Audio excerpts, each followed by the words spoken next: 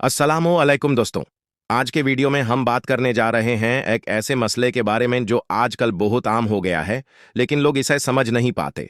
जी हाँ दोस्तों, आज हम बात करेंगे यूरिक एसिड के बारे में। यूरिक एसिड असल में हमारे जिस्म के अंदर बनती हुई एक केमिकल सब्सटेंस है। जब हम प्रोटीन वाली चीजें खाते हैं, जैसे गोश्त, कलेजी, दालें और कुछ समुद्री खुराक, तो इन सब में एक एलिमेंट होता है जिसे पुरीने कहते हैं। जब ये पुरीने हमारे जिस्म के अंदर टूटता है तो उससे यूरिक एसिड तैयार होता है। अब असल मसला तब पैदा होता है जब ये यूरिक एसिड हमारे खून में ज्यादा हो जाता है। जब किडनी इसे पूरी तरह से बाहर नहीं निकल पाती, तो ये धीरे धीरे हमारे जॉइंट्स यानी हड्डियों के जोड़ों में जमा होने लगता है। और फिर दोस्तों, वही होता है जो हम गाउट कहते हैं। हड्डियों में सुजान, दाढ़ और जालां। यूरिक एसिड बढ़ने की कई वजहें होती हैं। ज्यादा गोश्त, कलेजी या समुद्री मछली खाना, ज्यादा कोल्ड ड्रिंक्स या जंक फूड लेना, कम पानी पीना, और कभी कभी ज्यादा स्ट्रेस लेना भी।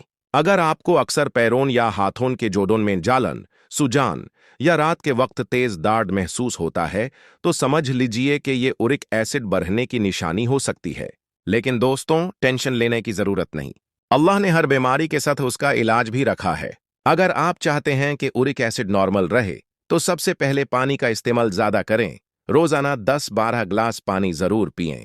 दूसरा, गोश्त और दलों का इस्तेमाल कुछ दिन के लिए कम करें। चेरीज, बनानास, क्यूकम्बर्स और एप्पल्स यूरिक एसिड कम करने में मददगार हैं। ग्रीन टी और लेमन वाटर भी बहुत अच्छा असर करते हैं।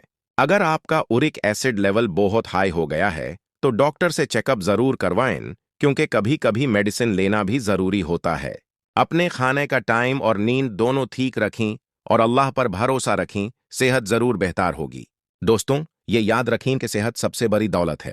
यूरिक एसिड का मसला छोटा लगता है, लेकिन अगर इग्नोर किया जाए तो ये हड्डियों को कमजोर कर देता है।